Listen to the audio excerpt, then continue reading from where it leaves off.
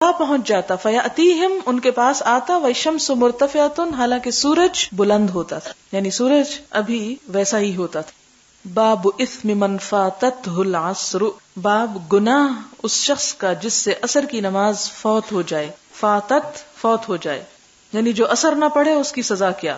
حدثنا عبد اللہ بن یوسف قال اخبرنا مالک عن نافع عن ابن عمر ان رسول اللہ صلی اللہ علیہ وسلم قال، آپ نے فرمایا، کس نے؟ نبی صلی اللہ علیہ وسلم نے، الذی وہ شخص تفوتہ صلاۃ العصر کہ فوت ہو جاتی ہے اس سے عصر کی نماز، کانما گویا کہ وہ تیرا لٹ گیا، چھن گیا، ہلاک ہو گیا، اہلہ و مالہ اس کا گھر بھی اس کا مال بھی.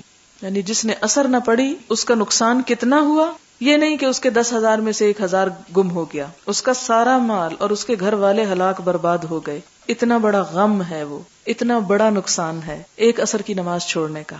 تو اس سے آپ اندازہ کریں کہ جو نمازوں پہ نمازیں چھوڑتے چلے جائیں اور کچھ بھی ان کے دل پہ نہ بیتے، پھر وہ کیا بچائے ہوئے ہیں، کیا رکھے ہوئے ہیں. خواہ دنیا میں بے شمار مرتبہ اور مقام اور مال و دولت بھی انسان کے پاس ہو تو بھی اس کو فائدہ نہیں دے سکتی یہ سب چیزیں اگر اللہ کے ہاں سب کیا وہ دھرا برباد ہو چکا ہو.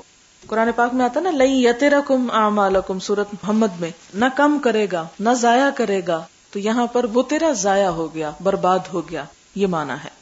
باب من ترک العصر، باب جو عصر کی نماز چھوڑ دے. حدثنا مسلم ابن ابراہیم قال حدثنا ہشام قال حدثنا یحیی ابن ابی کثیر عن ابی قلابہ عن ابی الملیح قال كنا مع بریدہ.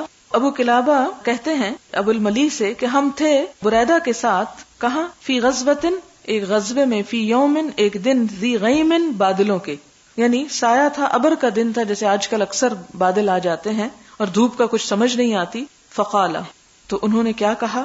انہوں نے کہا بکروا بصلاۃ العصر، جلدی کرو نماز عصر میں، یعنی اس انتظار میں نہ رہو کہ ابھی سورج نکل آئے گا تو پھر پڑھیں گے، جلدی پڑھ لو. فإن النبی صلی اللہ علیہ وسلم قال، کیونکہ نبی صلی اللہ علیہ وسلم نے فرمایا، من ترک صلاۃ العصر، جس نے عصر کی نماز چھوڑ دی، فقد حبط عملہ، اس کا عمل برباد ہو گیا.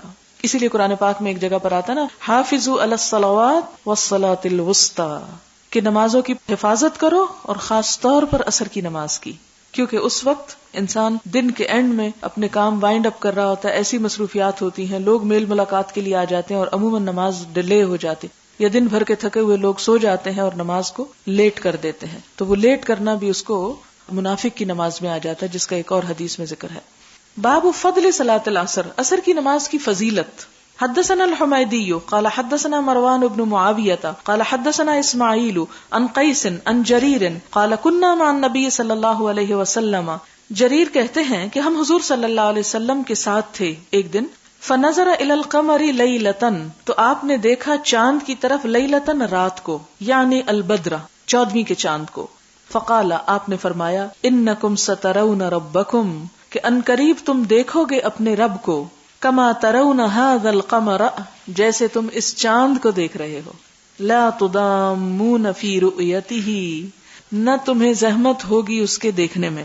تضامون اس کا روٹ ہے ضاد میم میم دم. دم کا مطلب ہوتا ہے ملنا، ایک پر ایک جڑنا، یعنی دھکم پیل نہیں ہوگی، ایک دوسرے کے اوپر چڑھ نہیں رہے ہوگے. یعنی دنیا میں تو آپ دیکھیں کہ جب کوئی انہونی چیز نظر آئے تو ہم کیا کرتے ہیں، ایک سے ایک آگے بڑھ کے دیکھنے کی کوشش میں دوسروں کو دھکے دیتا، ایک دوسرے پہ چڑھتا، آگے پہنچ جاتا. فرمایا نہیں، اللہ تعالیٰ کا دیدار ایسے نہیں ہوگا. تم سب اپنی اپنی جگہوں پر آرام سے بیٹھے ہوگے اور اللہ تعالیٰ کا دیدار سامنے ہوگا، اور ایسی لذت ہوگی اس میں کہ انسان پھر اس سے نظر نہ ہٹانا چاہے گا. اور اس سے پہلے جنت میں انسان کو جو کچھ مل چکا ہوگا سب ہیچ ہو جائے گا. وہ کہے گا وہ تو کچھ بھی نہیں جو مجھے ملا. اور جنت میں کیا کچھ ہے، ایک حدیث میں آتا ہے کہ دنیا میں نہیں سوچ سکتا کہ وہ حسن کیا ہے. تو آپ خود سوچیں، ایک وہ حسن ہے جو ہمارے پاس ہے یہاں دنیا میں، جو آرام، نعمتیں، دنیا کا مال و متاع، جو کچھ ہمیں مل گیا. دوسرا کیا ہے، وہ جو جنت میں ہے، اس کا اور اس کا تو کوئی کمپیریزن ہی نہیں. اور پھر اس کے مقابلے میں تیسرا حسن کیا ہے، لیس کمثلہ شیء، اللہ تعالیٰ کا، کہ جس کو دیکھ کر جنت بھی حقیر نظر آئے گی انسان کو. تو پھر ہم کتنے احمق ہوں اگر صرف ان وقتی اور دنیا کی چھوٹی چھوٹی چیزوں پر مر مٹنے والے ہوں اور ان کو اپنی زندگی کا مقصد بنا کے انہی کو پوجتے رہیں. صبح اٹھیں اور ان کی غلامی کریں، ان کی نوکری چاکری کریں، ان کو سجائیں، صفائی کریں، ستھرائی کریں، ان کو جھاڑ پونچھ پٹخ کریں، اور پھر اس کے بعد اپنے نماز سے بھی غافل ہو جائیں اور اپنے جو کام زندگی کے فرائض ہیں ان کو بھی پوری طرح نہ نبھا سکیں. میں نہیں کہتی کہ یہ نہیں ہونی چاہیے چیزیں، لیکن ہمیں ان کی غلامی اختیار نہیں کرنی چاہیے کہ ہم ان کے بندے بن جائیں اور ان کی خدمت پہ سارا دن لگے رہیں، کہ استعمال بھی ڈرتے ڈرتے کریں کہ ہائی یہ خراب ہو جائیں گی، یعنی بیٹھنا بھی نصیب نہ ہو اور صرف ان کی صفائی اور چمکائی ہوئے چلے جا رہی ہے. تو فرمایا کہ جب تم رب کو دیکھو گے جا کے تو تمہیں کوئی زحمت نہیں ہوگی، کوئی بھیڑ بھڑکا نہیں ہوگا، بلکہ آرام سے دیکھو گے. فَإِنِ اسْتَطَعْتُمْ، لیکن دیکھنے کے لیے شرط کیا ہے؟ تمہارے پاس کوئی خوبی ہونی چاہیے، اور وہ کیا؟ اگر تم استطاعت رکھو اللہ تغلبوا، کہ نہ مغلوب ہو جاؤ، علی صلاۃ، ایک نماز پر، قبل طلوع الشمس، سورج کے طلوع ہونے سے پہلے، وقبل غروبها، اور اس کے غروب ہونے سے پہلے، فافعلوا، تو ایسا ہی کرو. مراد کیا ہے اس حدیث کی؟ کہ جو شخص یہ چاہتا ہے کہ اپنے رب کا دیدار کر سکے، اس لذت سے آشنا ہو سکے، وہ پھر فجر اور عصر کی نماز میں کوتاہی نہ کرے، اس میں مغلوب نہ ہو جائے. کس سے؟ فجر میں مغلوب ہوتا ہے نیند سے، اور عصر میں مغلوب ہوتا ہے دنیا کے کاموں سے، دنیا کی بھیڑ سے. یعنی ان کو چھوڑ کر کسی اور چیز میں مت پھنسو. ثم قرأ، پھر آپ نے یہ آیت تلاوت فرمائی، وَسَبِّحْ بِحَمْدِ رَبِّكَ قَبْلَ طُلُوعِ الشَّمْسِ وَقَبْلَ الْغُرُوبِ، کہ تسبیح بیان کرو اپنے رب کی حمد کے ساتھ طلوع شمس سے پہلے اور غروب سے پہلے. تو یہاں سبح بمانا صلی ہے، تسبیح کرو یعنی نماز میں تسبیح کرو. یہ نہیں کہ اگر کوئی شخص کہے اچھا بستر سے اٹھنا بڑا مشکل ہے، لاؤ تسبیح دے دو، وہ قرآن میں آیا تسبیح پڑھ لو، میرے لیے یہی کافی ہے. تو ایسا نہیں ہے. آپ صلی اللہ علیہ وسلم نے نمازوں کا ذکر فرما کے پھر تسبیح کا ذکر کیا، اور تسبیح یہاں نماز کی تسبیح، کیونکہ ہم نماز شروع ہی کس سے کرتے ہیں؟ سبحانک اللہم وبحمدک سے. قال اسماعیل افعلوا لا تفوتنکم. افعلوا کا مطلب کیا ہے؟ کہ نمازیں فوت نہ ہونے دو اپنے سے. جب کوئی انسان فوت ہو جاتا ہے تو ہمارے دل پہ کیا گزرتی ہے؟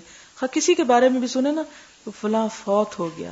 مثلا آپ دیکھیں آج کی اخبار میں آپ نے امین حسن اسلائی، جو ایک بہت مشہور مفسر قرآن، ان کے فوت ہونے کا پڑھا ہوگا. اب انہوں نے تفسیر لکھی، پتہ نہیں زندگی میں آپ میں سے کسی نے وہ دیکھی یا نہیں دیکھی، یا پڑھی یا نہیں پڑھی، یا آپ نے ان کے بارے میں کوئی خبر نہیں سنی ہوگی، کبھی سوچا ہی نہیں. لیکن جب ہم یہ سنتے ہیں یا یہ پڑھتے ہیں کہ وہ فوت ہو گیا، تو فوت کا لفظ آتے ہی ہمارے دل پہ ایک بڑی گرانی گزرتی ہے.